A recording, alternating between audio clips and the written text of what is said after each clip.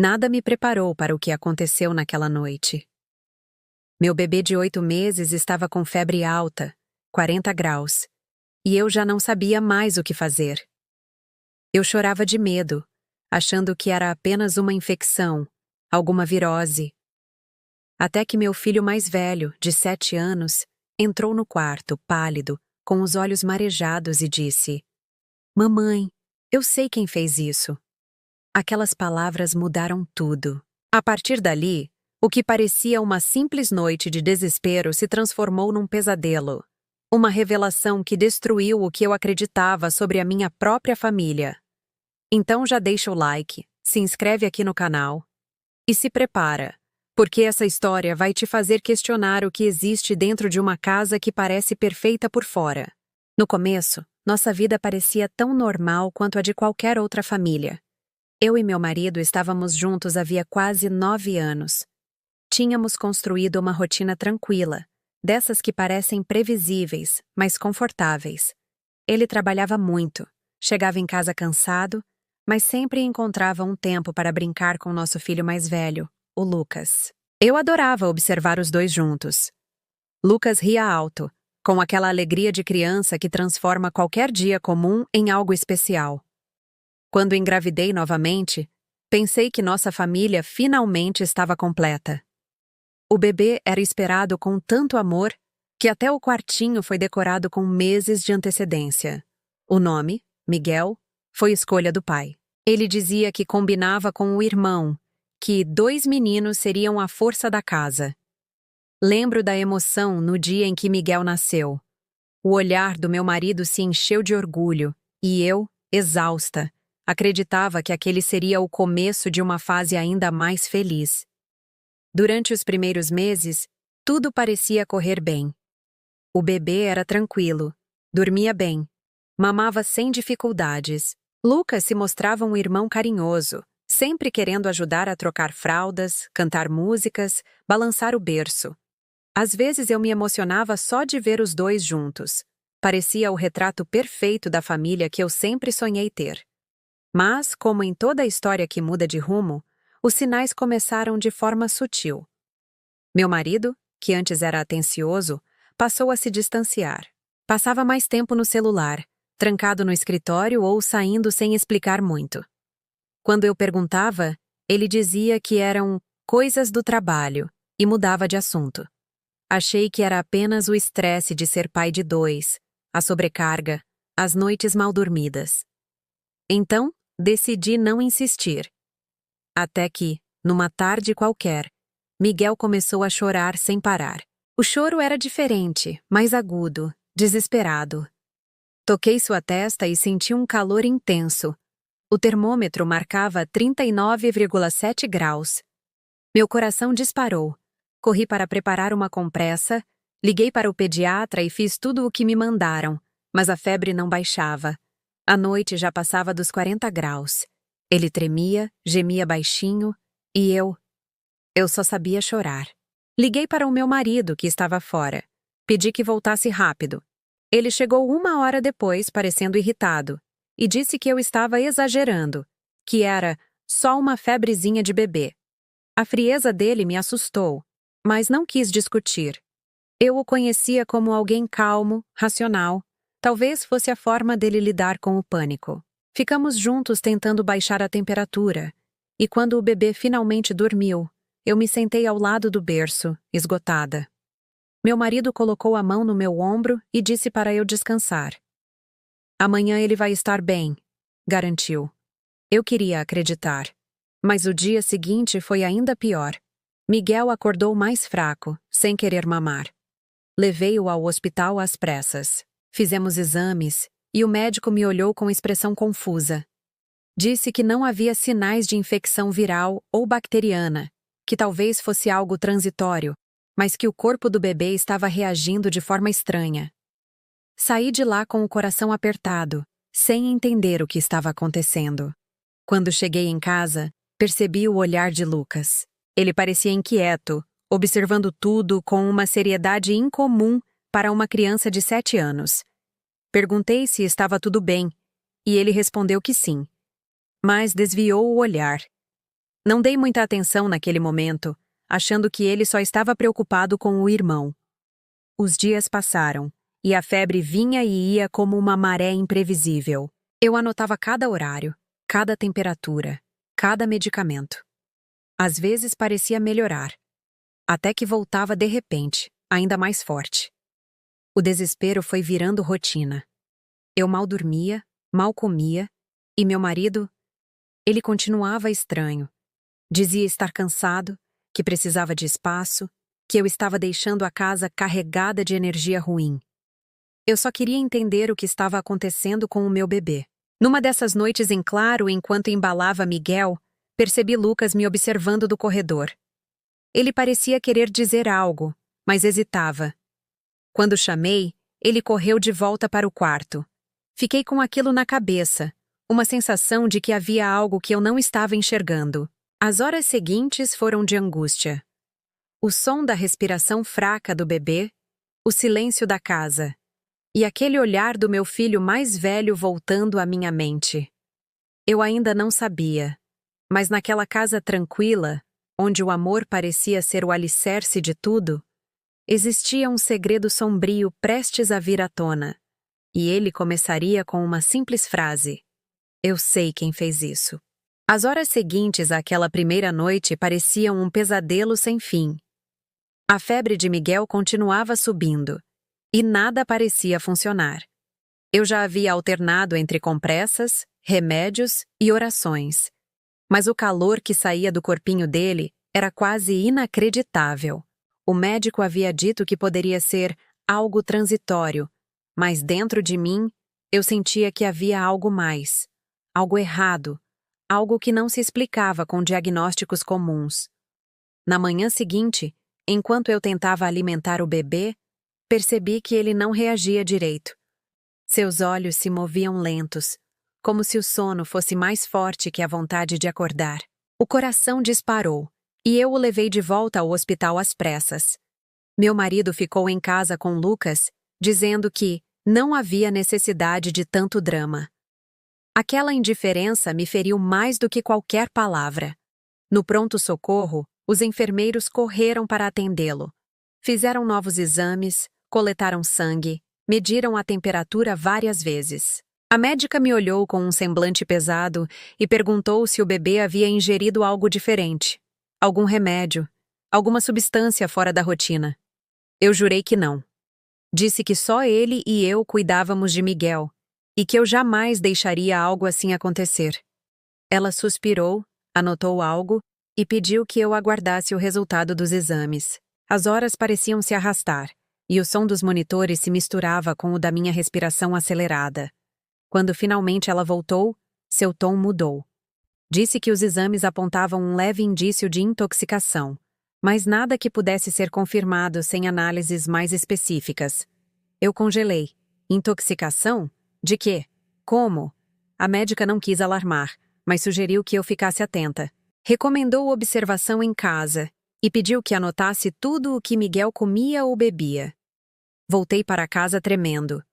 No carro, o silêncio era sufocante. Eu olhava o bebê dormindo no bebê conforto e tentava entender como algo assim poderia ter acontecido dentro da minha própria casa. Ao entrar, encontrei meu marido sentado no sofá, o olhar fixo na televisão, como se nada tivesse acontecido. Contei o que o médico dissera, esperando preocupação, empatia, qualquer coisa. Mas ele apenas levantou uma sobrancelha e disse, em tom frio: "Intoxicação? Isso é coisa da sua cabeça. Você anda paranoica." Naquele momento, algo dentro de mim se quebrou. Eu o encarei, tentando reconhecer o homem com quem me casei, mas o que vi foi um estranho. Peguei Miguel e fui para o quarto. Tranquei a porta, sentei no chão e chorei em silêncio. Lucas, que estava no corredor, bateu de leve na porta e perguntou se o irmão estava melhor. Abri e o abracei forte, como se aquele gesto pudesse me proteger da dúvida que começava a crescer dentro de mim. Durante os dias seguintes, mantive um caderno com cada detalhe: horários de alimentação, temperatura, reações, tudo. Mas, Mesmo com todo o cuidado, a febre voltava sempre, principalmente quando eu me ausentava por alguns minutos. Era como se algo acontecesse quando eu não estava olhando. Certa tarde, precisei sair para buscar um remédio na farmácia. Deixei o bebê dormindo e pedi ao meu marido que ficasse de olho. Quando voltei, menos de 20 minutos depois, encontrei Miguel chorando novamente. E o termômetro já marcava 39 graus. O olhar do meu marido, impassível, me deu calafrios. Naquela noite, enquanto tentava dar banho morno em Miguel, percebi Lucas parado na porta. Ele observava tudo em silêncio, com o olhar triste, assustado. Perguntei se queria ajudar e ele balançou a cabeça. Disse apenas: "Mamãe, eu sei por que o Miguel fica doente." Meu coração parou por um instante. O som da água caindo virou um ruído distante. Abaixei-me até ficar na altura dele e perguntei o que queria dizer com aquilo. Ele hesitou, olhou para trás e respondeu num sussurro quase inaudível: "Mas o papai disse que é para eu nunca contar." O sangue gelou nas minhas veias. Tentei manter a calma, mas senti as mãos tremerem. Pedi que ele falasse, que confiasse em mim, mas Lucas começou a chorar e saiu correndo para o quarto. Fiquei paralisada. As palavras ecoavam na minha cabeça, repetindo-se como um aviso. O papai disse que é para eu nunca contar. Naquela noite, eu não consegui dormir. Fiquei sentada ao lado do berço, observando cada movimento de Miguel, cada respiração. O relógio parecia zombar de mim, arrastando as horas uma a uma. A cada estalar da madeira, eu me sobressaltava. Não era mais medo da febre, era medo da verdade. Eu sabia que, a partir daquele momento, nada mais seria igual. Algo terrível estava escondido dentro da minha casa, e o meu filho de 7 anos sabia o que era. Eu só precisava descobrir como fazê-lo falar, sem colocá-lo em perigo. Na manhã seguinte, o ar parecia mais pesado do que nunca. O sol mal entrava pela janela, e a casa estava mergulhada num silêncio que me deixava inquieta. Miguel dormia no berço, ainda pálido, enquanto Lucas tomava o café em silêncio, mexendo a colher no leite sem realmente beber. Eu observava cada gesto dele, tentando entender se aquele olhar distante era medo, culpa ou algo que ele não sabia como explicar. Tentei agir naturalmente. Perguntei sobre a escola, sobre os desenhos que ele gostava, mas ele respondia com frases curtas, o olhar sempre fugindo do meu. Quando mencionei o nome do pai, ele parou, olhou para mim e disse: "Ele tá bravo com você. Disse que você não devia ficar perguntando." Aquilo me gelou por dentro. O tom de Lucas não era de uma criança repetindo algo. Era de alguém que tinha medo de dizer mais. A voz baixa, o jeito de apertar as mãos no colo. Ele estava tentando se proteger. Eu sabia que forçar só o afastaria, então respirei fundo e apenas o abracei. Disse que ele podia me contar tudo, que eu nunca ficaria brava. Ele apenas balançou a cabeça e correu para o quarto. As horas seguintes foram uma tortura. A febre de Miguel voltou a subir, e o remédio parecia não surtir efeito. Enquanto colocava uma compressa em sua testa, ouvi o barulho da porta se abrindo. Meu marido havia voltado mais cedo do trabalho. O coração acelerou, e senti Lucas se encolher atrás de mim. O olhar do menino era puro pavor. Ele entrou com aquele ar frio e calmo de quem acha que controla tudo. Beijou a cabeça de Miguel, olhou para mim e disse: "Você parece cansada. Talvez esteja exagerando. Crianças ficam doentes, é normal." Fiquei quieta. O instinto gritava para não provocar, mas algo em sua voz, uma leve ironia, um prazer contido, me fez perceber que havia mais ali do que descaso. Era como se ele quisesse me ver perder o controle. Naquela noite, depois que ele dormiu, fui até o quarto de Lucas. Ele estava acordado, de olhos abertos, abraçando o travesseiro. Sentei-me ao lado dele, em silêncio. Esperei alguns minutos até que ele murmurasse, quase sem voz: "Mamãe, o papai coloca coisa na mamadeira do Miguel." O chão desapareceu sob meus pés. Senti o ar fugir dos pulmões. Perguntei o que ele queria dizer com aquilo, mas ele começou a chorar, escondendo o rosto. Eu o abracei e prometi que não iria brigar, que ele não tinha culpa de nada. Então ele completou entre soluços. Ele disse que é para ajudar o Miguel a dormir mais rápido, mas eu vi ele mexendo escondido, e o leite ficou com um cheiro estranho. Meu corpo inteiro tremia. O coração batia tão forte que parecia ecoar dentro da cabeça. As peças começaram a se encaixar. A febre sem explicação, a sonolência, o olhar distante do bebê. A médica tinha razão. Algo estava intoxicando meu filho. Eu quis correr, gritar, ligar para a polícia. Mas uma parte de mim sabia que eu precisava ter certeza. Se eu agisse sem provas, ele poderia me chamar de louca, e ninguém acreditaria. Então, naquela mesma madrugada, decidi observar. Esperei até ele sair para o trabalho no dia seguinte e comecei a revirar cada canto da cozinha. Armários, prateleiras, até o fundo da geladeira. Tudo parecia normal, até que encontrei uma pequena garrafa escondida atrás das latas de leite em pó. O rótulo estava rasgado, e o cheiro era químico, adocicado e enjoativo. Eu não sabia exatamente o que era, mas o instinto dizia tudo. Aquilo não devia estar ali. Guardei a garrafa na bolsa, escondi como se fosse uma bomba prestes a explodir. Passei o resto do dia agindo como se nada tivesse acontecido. Mas cada palavra dele, cada gesto, parecia mais ameaçador. Ele me observava, como se tentasse adivinhar se eu sabia. À noite, preparei a mamadeira como sempre. Mas dessa vez, não deixei ele se aproximar. Disse que o leite estava pronto e levei direto para o quarto. Ele me olhou, desconfiado, e perguntou: "Esqueceu de colocar o calmantezinho?" Senti o mundo girar. Fingi não entender. Dei um sorriso falso e respondi: "Ah, hoje não precisa, ele dormiu bem." O olhar que ele me lançou foi frio, calculado. Por um instante vi ali algo que nunca tinha visto. Um prazer doentio em ter poder sobre todos nós. E naquele momento, percebi que não se tratava apenas de uma doença emocional. Era crueldade. Esperei ele dormir e voltei ao quarto de Lucas. Sussurrei para ele que eu acreditava em tudo o que disse e que agora nós dois íamos proteger o Miguel. Ele me olhou com lágrimas nos olhos e perguntou: "A gente vai embora daqui, né?" Demorei alguns segundos para responder. Olhei para o berço, para o bebê respirando com dificuldade, e jurei para mim mesma: sim, nós íamos embora. Mas antes, eu precisava ter provas.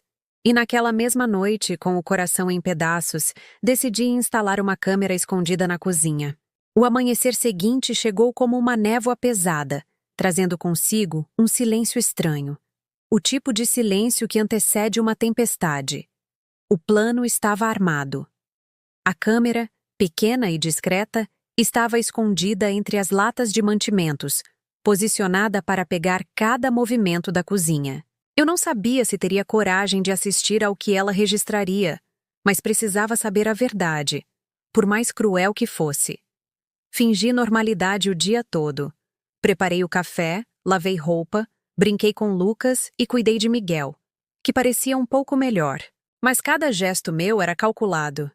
Cada sorriso, ensaiado. Eu precisava parecer calma, porque um único olhar desconfiado poderia colocar tudo a perder. Quando ele chegou do trabalho, agiu como sempre, com aquele tom calmo e controlador, disfarçado de preocupação. Abraçou Lucas, beijou a testa do bebê e perguntou casualmente: "A febre melhorou?" Assenti, sem olhar diretamente para ele. Meu corpo inteiro ardia em tensão. Depois do jantar, ele se sentou no sofá, ligou a televisão e começou a falar sobre banalidades. O som das risadas do programa contrastava com o peso da atmosfera. Eu apenas observava, tentando esconder o nojo, o medo e a raiva que se misturavam dentro de mim. Quando ele finalmente foi tomar banho, aproveitei para checar a câmera. As mãos tremiam enquanto eu passava o vídeo para o celular. Esperei até todos dormirem. Fui para o banheiro, tranquei a porta e sentei no chão frio, com o coração disparado. Apertei o play. A primeira hora de gravação mostrava apenas o cotidiano comum. Eu preparando comida, Lucas brincando, o bebê dormindo. Mas então, perto do entardecer, ele apareceu. Entrou na cozinha sozinho, olhou ao redor e tirou algo do bolso. Era a garrafa. Meu estômago revirou. Observei, sem conseguir piscar, enquanto ele despejava algumas gotas no leite em pó, mexendo devagar, com um sorriso contido. Depois guardou tudo e saiu como se nada tivesse acontecido. Eu pausei o vídeo e fiquei imóvel. As lágrimas escorriam sem que eu percebesse. A confirmação estava ali, gravada. Aquele homem, o pai dos meus filhos, estava envenenando o próprio bebê. Não havia mais dúvida, nem espaço para esperança. Fiquei ali, por longos minutos, tentando respirar. A mente girava, alternando entre o impulso de correr e o medo de fazer algo precipitado. Eu sabia que não podia enfrentá-lo diretamente. Não naquele momento. Ele era imprevisível. E agora, perigoso. Na manhã seguinte, levantei antes do sol. Fui até o quarto de Lucas e o acordei devagar. Filho, lembra do que eu te prometi? Que a gente ia sair daqui? Ele assentiu sonolento. Hoje vai ser esse dia, tá? Mas você precisa ser forte e não dizer nada pro papai. Preparei as malas discretamente, só com o essencial. Documentos, roupas, o pendrive com o vídeo e a garrafa, a prova física. Coloquei tudo dentro do carrinho de Miguel, disfarçado entre os panos. Cada som de passo no corredor fazia meu coração disparar. Quando ele acordou, fingiu normalidade. Tomou café e comentou sobre o tempo, como se nada tivesse acontecido. Eu apenas ouvia, com um nó na garganta, tentando esconder o tremor nas mãos. Ele me olhou fixamente e disse: Hoje eu volto mais tarde. Cuida bem das crianças. Aquele olhar, frio, vazio, parecia um aviso. Um lembrete de que ele acreditava ter controle total sobre nós. Mal sabia ele que seria a última vez que me daria ordens. Assim que o portão se fechou, comecei a agir. Peguei as malas, acordei Lucas e o vesti rapidamente. O bebê chorava baixinho, talvez sentindo a urgência no ar. A cada segundo, o medo aumentava. Mas junto dele vinha uma força que eu não sabia que possuía. Quando finalmente saímos, o vento frio da manhã bateu no rosto como um sopro de liberdade. Caminhei rápido até o ponto de ônibus mais distante, olhando para trás a cada esquina. O som do motor se aproximando foi o mais reconfortante que já ouvi. Entrei no ônibus com as crianças e sentei no último banco, abraçando os dois com força.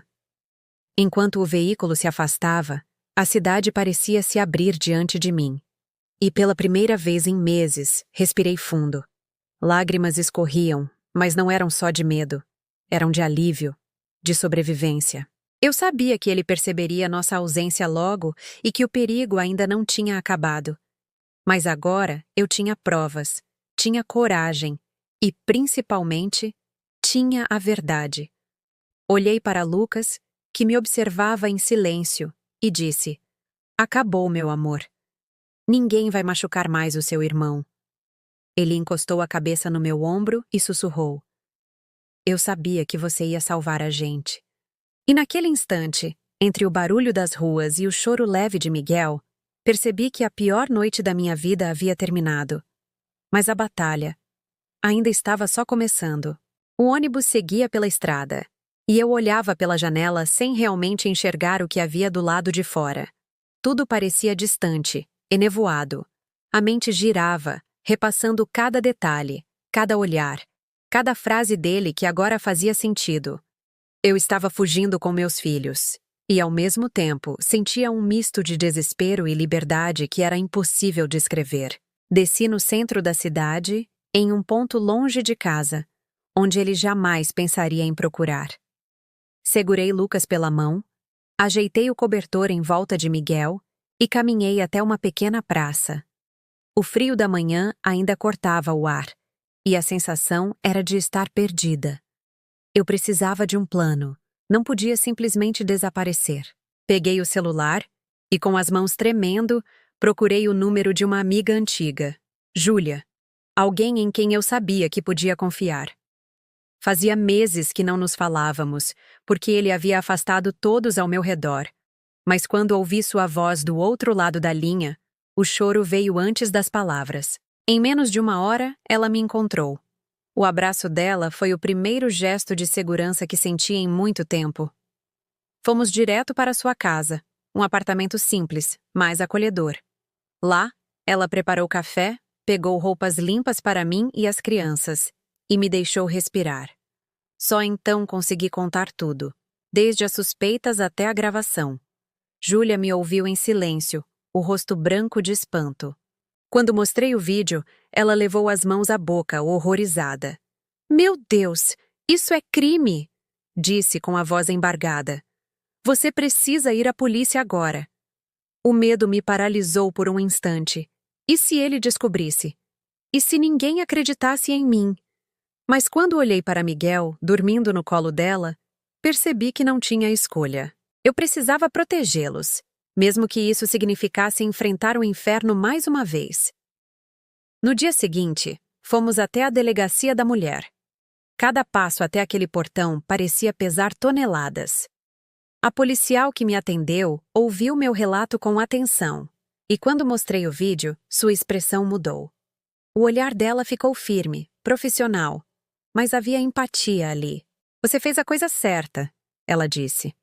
"Nós vamos garantir que ele não chegue perto de vocês." Saí de lá com uma medida protetiva e a promessa de que o vídeo seria encaminhado à perícia. Mas mesmo assim, o medo não me deixava. Dormi pouco naquela noite, acordando a cada som. Em sonhos, eu via a porta se abrindo, o barulho da chave, o riso dele no escuro. Os dias seguintes foram um turbilhão de visitas, depoimentos e papéis. Júlia me ajudava com as crianças, enquanto eu tentava entender como recomeçar do zero. Lucas ainda tinha pesadelos, e às vezes acordava gritando o nome do pai, confuso e assustado. Eu o abraçava forte e dizia que tudo estava bem, mesmo sem saber se era verdade. Uma semana depois, a polícia me ligou. Tinham prendido ele. O vídeo e a substância na garrafa foram provas suficientes para abrir um processo criminal. Eu deveria ter me sentido aliviada. E, de certa forma, senti. Mas junto com o alívio veio um vazio. O homem que um dia eu amei, com quem sonhei, havia tentado destruir o que tínhamos de mais puro. Era impossível compreender. Miguel começou a se recuperar lentamente. Os médicos disseram que a sorte foi ele ter ingerido doses pequenas, o que impediu algo pior. Cada risada dele agora parecia um milagre. Lucas, aos poucos, voltou a brincar, a desenhar, a falar de coisas simples. A infância começava a florescer novamente, livre do medo. Mas dentro de mim, a cicatriz crescia. Às vezes, ao ver uma sombra se mover, o coração disparava. Um simples toque no ombro bastava para me fazer estremecer. A violência que ele impôs não ficou só nas marcas invisíveis. Ela moldou meu jeito de andar, de falar, até de respirar. Ainda assim, decidi que não seria vítima para sempre. Comecei a frequentar um grupo de apoio para mulheres que sobreviveram à violência doméstica.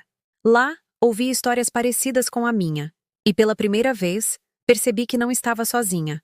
A cada reunião, uma parte da minha voz voltava. A cada palavra dita, o medo perdia um pouco da força.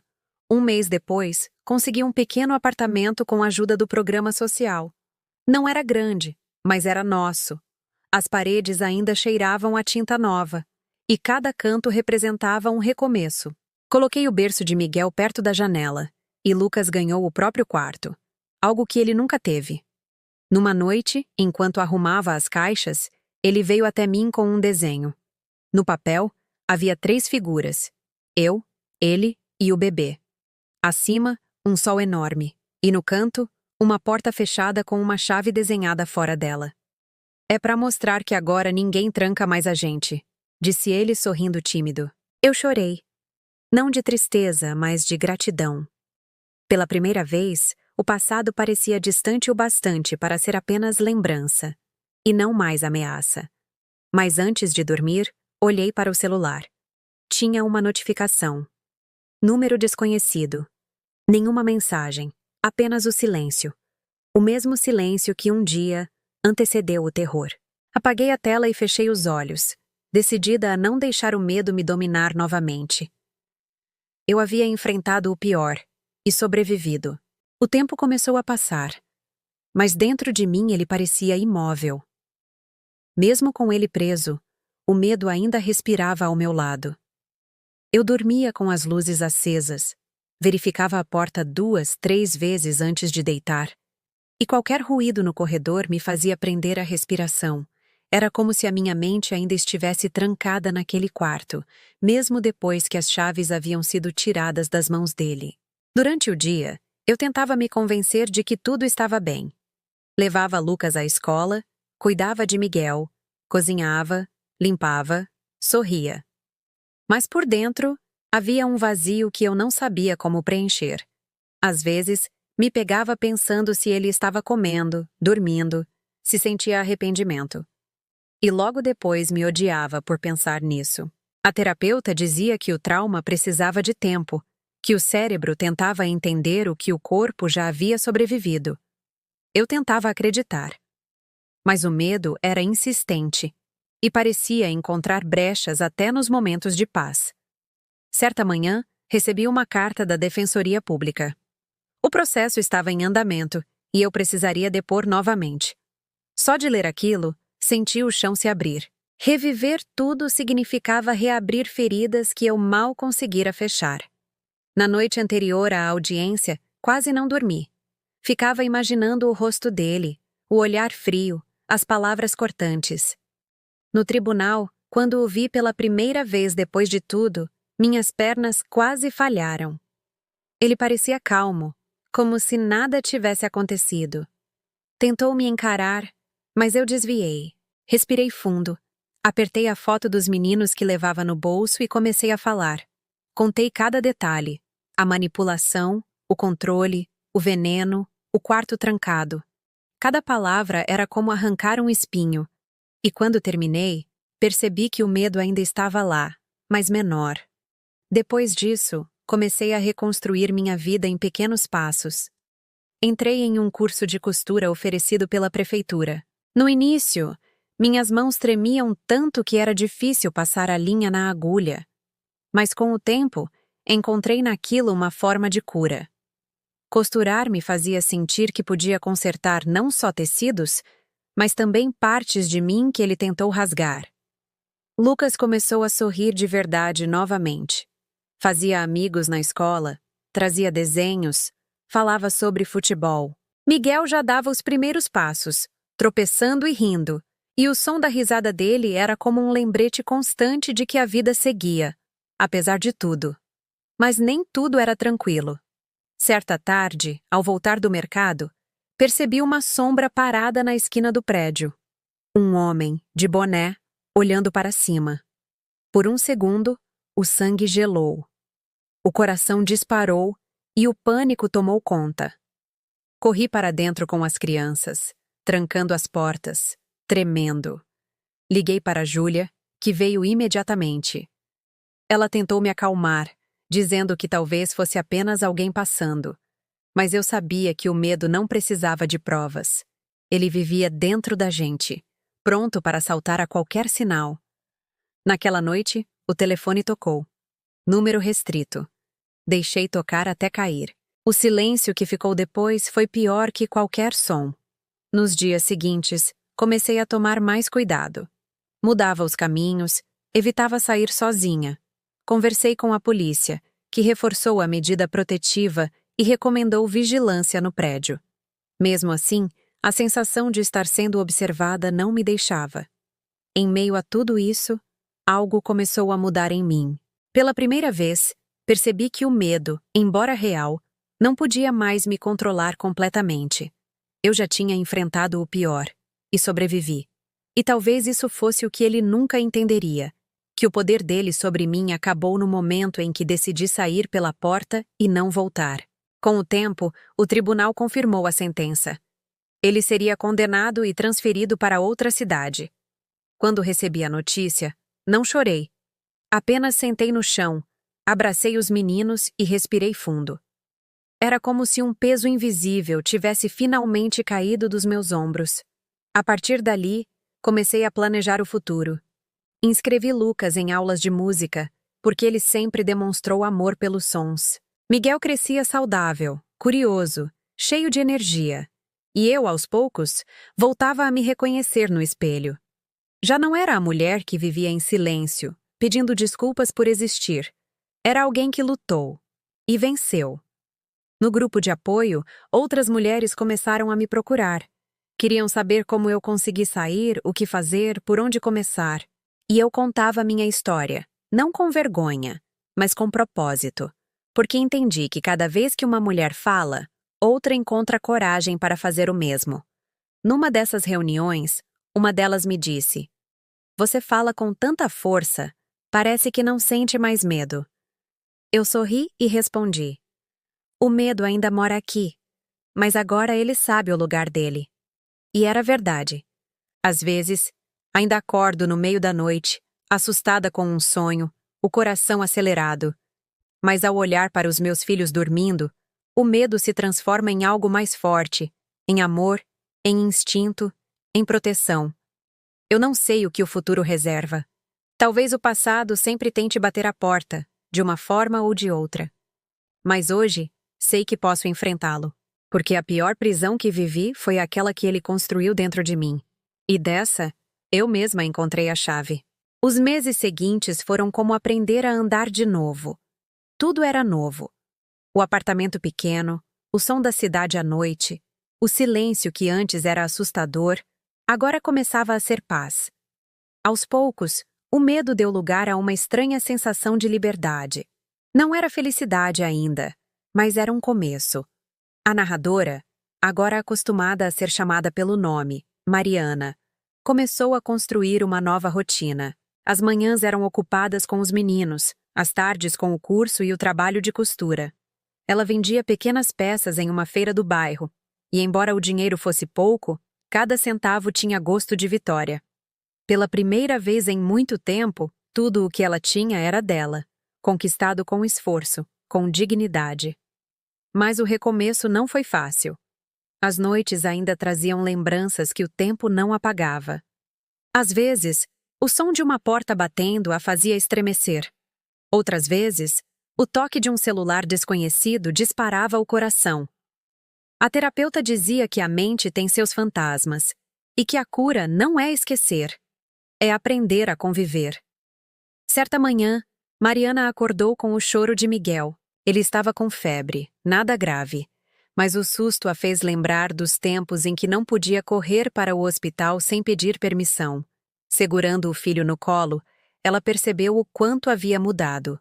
Agora, era dona das próprias decisões, do próprio caminho. Aquilo, para ela, era o verdadeiro significado de liberdade. Com o tempo, o trabalho começou a prosperar. As vizinhas começaram a encomendar roupas, concertos, e logo Mariana se tornou conhecida no bairro. Ela decorou o pequeno ateliê improvisado com retalhos coloridos e frases de encorajamento nas paredes. O que foi dor, agora é força. Ninguém cala o que nasceu para ser livre. Lucas, o filho mais velho, também se transformava. De um menino retraído e silencioso, começou a mostrar uma sensibilidade enorme. Escrevia histórias sobre heróis e famílias que escapavam de monstros. Um dia, ao mostrar um desenho, disse: "Mãe, esse aqui é você. A heroína que fugiu do castelo." Ela chorou em silêncio porque entendeu que, no olhar do filho, ela já não era vítima. Era o exemplo. Mesmo assim, havia dias de recaída. Às vezes a solidão pesava. Às vezes, o passado batia à porta. Não em forma de pessoas, mas de lembranças. Ela se pegava perguntando se ele algum dia a amou de verdade, se tudo foi manipulação desde o começo. A resposta, no entanto, já não importava tanto. O que importava era que ela finalmente estava fora da prisão. Com o passar do tempo, Mariana começou a participar de encontros para mulheres vítimas de violência. No início, só ouvia. Mas um dia, decidiram que todas deveriam compartilhar suas histórias. Quando chegou a vez dela, a voz saiu trêmula, mas firme. Contou sobre os medos, sobre o quarto trancado, sobre o dia em que pegou a filha no colo e decidiu fugir.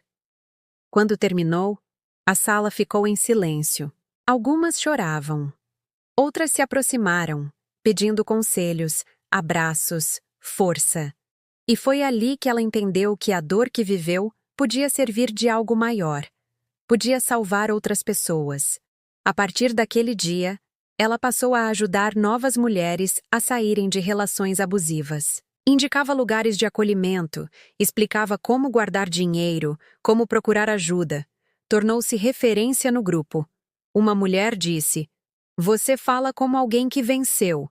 E Mariana respondeu: "Eu ainda estou vencendo todos os dias." Certa noite, depois de colocar os meninos para dormir, ela sentou na varanda e olhou para o céu. O vento batia leve, e o silêncio tinha outro som. O som da liberdade. Pensou em tudo o que havia passado, em todas as portas fechadas, nas lágrimas, nos medos, e percebeu que, mesmo com cicatrizes, ela tinha voltado a ser dona de si. Em seu caderno de anotações escreveu: "Eu achei que minha vida tinha acabado o dia em que ele girou a chave. Mas foi ali que tudo começou, porque foi ali que eu descobri o que é resistir." No dia seguinte, levou Lucas à escola e viu uma mulher parada do outro lado da rua. Ela parecia perdida, com o olhar cansado. Mariana reconheceu aquele olhar. O mesmo que um dia viu no espelho. Se aproximou e perguntou: "Você está bem?" A mulher hesitou, depois balançou a cabeça. "Preciso sair de casa", disse ela, quase num sussurro. Mariana segurou sua mão e respondeu com voz firme: "Então vamos começar agora." E foi assim, ajudando outra mulher a encontrar a porta de saída, que ela percebeu. O medo já não a definia. O passado ainda existia, mas agora servia de combustível. No final daquela noite, ao ver os filhos dormindo em segurança, Mariana sorriu. Havia dor, sim. Mas havia também paz. E, acima de tudo, havia algo que ela acreditava ter perdido para sempre: esperança. O tempo passou, e com ele vieram novas estações, novas dores, novas conquistas, e, acima de tudo, uma nova versão de Mariana. Hoje, ela fala com calma, como quem aprendeu a fazer as pazes com o espelho. Diz que ainda sente medo às vezes, que o corpo ainda guarda memórias do que viveu. Mas agora ela sabe. O medo não é mais o inimigo. É apenas um lembrete de que sobreviveu. Mariana conta que aprendeu a reconstruir a vida em pequenos gestos. O café que prepara todas as manhãs sem pressa. O riso dos filhos ecoando pela casa. As janelas abertas que deixam o sol entrar. Algo que antes ela evitava, porque ele odiava. Cada detalhe, agora, é uma celebração silenciosa da liberdade. Ela fala com emoção sobre como o amor verdadeiro não prende, não sufoca, não impõe medo. Amor é o que ela sente quando o filho mais velho segura sua mão antes de dormir, ou quando o pequeno a chama para ver um desenho. Amor é o que nasce quando há respeito, não domínio. Hoje, Mariana entende que a pior prisão não foi o quarto trancado, nem as paredes da casa antiga. Foi acreditar que ela merecia viver daquele jeito. O controle, as humilhações, as ameaças, tudo aquilo foi lentamente roubando quem ela era. Mas no fim, o que ele tentou apagar se transformou em chama. Ela diz que não há como apagar o passado, mas há como escolher o que fazer com ele. E foi essa escolha que a salvou. Transformar dor em força, medo em alerta. Feridas em histórias que podem libertar outras mulheres. Certa vez, uma vizinha perguntou se ela não sentia raiva, se não desejava vingança. Mariana respondeu: "Eu já vivi presa na raiva por tempo demais. Hoje eu quero viver leve, livre. Quero que meus filhos saibam que o perdão não é esquecer, é se libertar do peso que o outro deixou." E é com essa leveza que ela começa a sonhar novamente. Fala sobre abrir um pequeno ateliê, ensinar outras mulheres a costurar e recomeçar. Diz que quer ver mais mulheres sorrindo sem medo. Quer ser exemplo de que a vida pode continuar, diferente, imperfeita, mas ainda assim bonita. Mariana reflete sobre o quanto a sociedade romantiza a obediência feminina, como se o amor fosse sinônimo de sacrifício. E diz que aprendeu, da forma mais dura, que o amor não se mede pela dor que você suporta, mas pela paz que você sente. Ela olha para a câmera, ou talvez para quem está ouvindo, e fala com voz calma, mas firme. Se você está vivendo algo parecido, se o medo se tornou parte da sua rotina, escute o silêncio. Ele está te dizendo algo. Ninguém tem o direito de te calar. E ninguém merece viver trancado, nem no corpo, nem na alma. A narradora faz uma pausa. Dá para sentir que respira fundo, como quem finalmente encontra o ar que faltava. E então conclui.